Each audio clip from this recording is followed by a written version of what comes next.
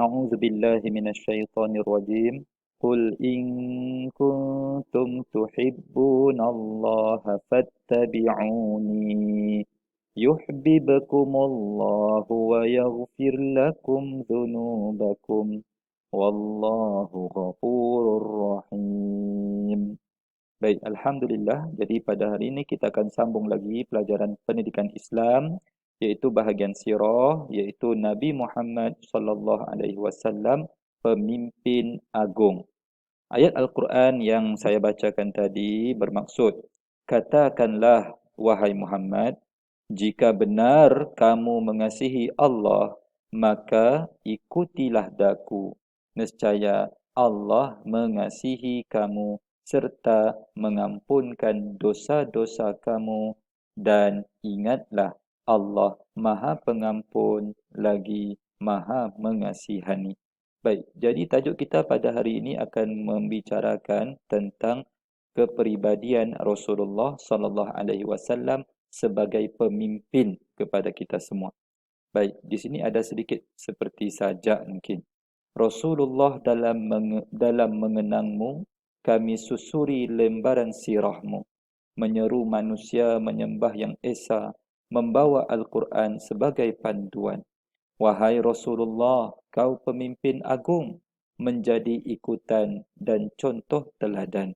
Kami mengambil segala iktibar, amalkan sunnahmu dalam kehidupan. Baik, jadi kita akan lihat satu persatu kepribadian Nabi Muhammad sallallahu alaihi wasallam. Kita perlu tahu, perlu kenal tentang baginda, kerana baginda merupakan satu-satunya insan manusia yang paling agung, yang paling mulia, yang paling banyak jasa dan pengorbanannya kepada seluruh manusia. Baik, mari kita lihat. Antara kepribadian baginda mengenal dan mempunyai hubungan yang rapat dengan Allah. Ya, sudah tentu kerana Nabi Muhammad merupakan kekasih Allah, utusan daripada Allah Subhanahu wa taala kepada seluruh manusia, bahkan seluruh alam ini termasuk tumbuh-tumbuhan, haiwan, alam-alam yang kita nampak dan yang kita tidak nampak. Sentiasa mentaati perintah Allah dan menjauhi larangannya. Ya, Nabi kita Muhammad sudah tentu contoh terbaik untuk kita ikuti. Nabilah yang paling taat dan Nabilah yang paling berusaha meninggalkan larangan Allah. Sentiasa melaksanakan ibadah fardu, yang itu yang wajib, dan istiqamah, maksudnya terus melakukan amalan yang berbentuk sunat. Yang seterusnya, mengamalkan akhlak mulia yang terdapat dalam Al-Quran secara keseluruhannya dalam kehidupan.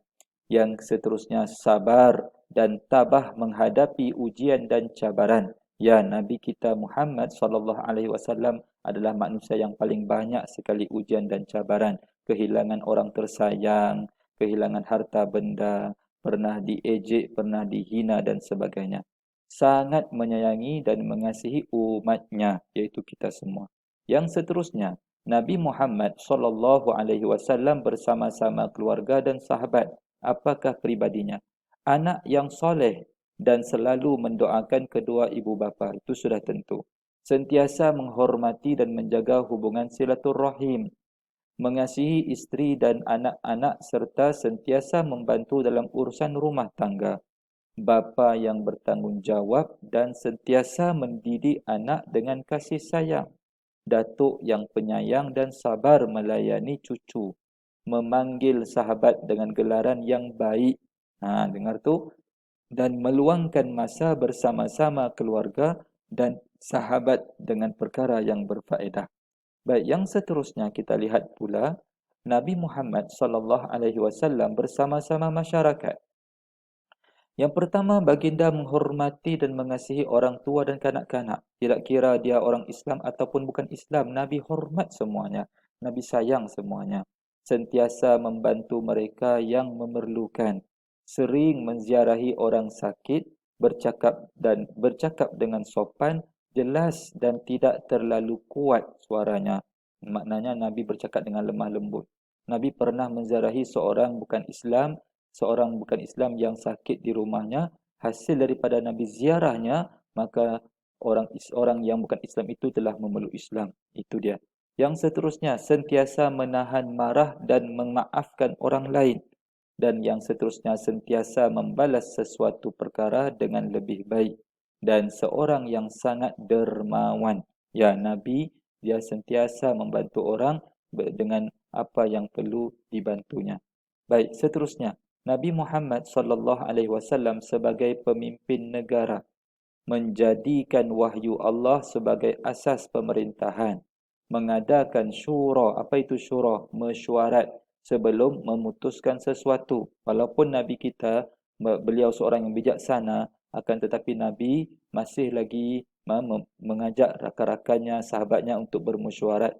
Yang seterusnya, menerima pandangan daripada rakyat, adil dan bijaksana dalam kepimpinan, sentiasa bertoleransi dan tidak menggunakan paksaan dalam pemerintahan, bijak mengatur strategi, sentiasa bersedia mendengar dan menyelesaikan masalah rakyat.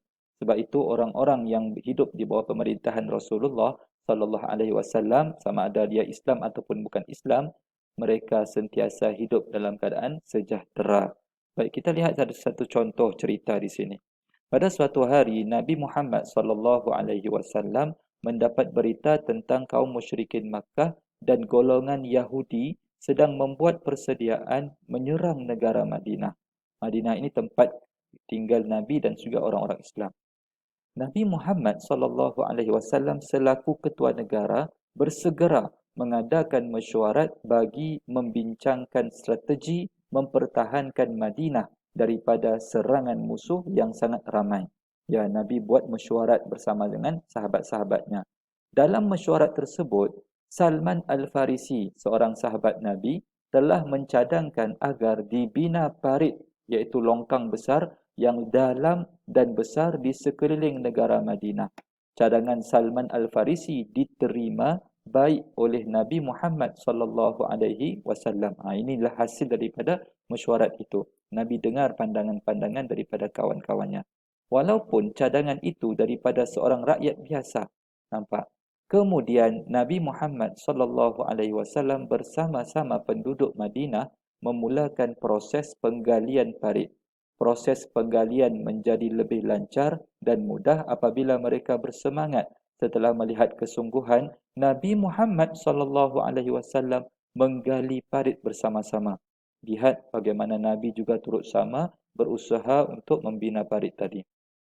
Apabila musuh telah sampai ke Madinah, mereka gagal memasuki dan tidak dapat memulakan serangan kerana terhalang dengan parit yang dalam dan besar. Ini menyebabkan mereka mengepung sekeliling Madinah.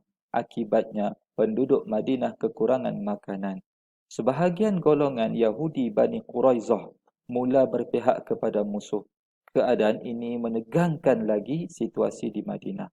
Pada suatu malam, berlakunya angin kencang sehingga menerbangkan kemah, haiwan, ternakan dan peralatan musuh. Kejadian ini menyebabkan musuh lemah semangat, lalu mengambil keputusan mengakhiri peperangan dan pulang semula ke Mekah. Nabi Muhammad SAW dan para sahabat sangat bersyukur di atas pertolongan yang Allah kurniakan kepada mereka. Baginda selaku ketua negara memutuskan agar golongan Yahudi Bani Quraizah yang belot dihukum dengan hukuman yang setimpal. Begitulah kepimpinan Nabi Muhammad SAW yang sangat hebat dalam menangani sesuatu masalah.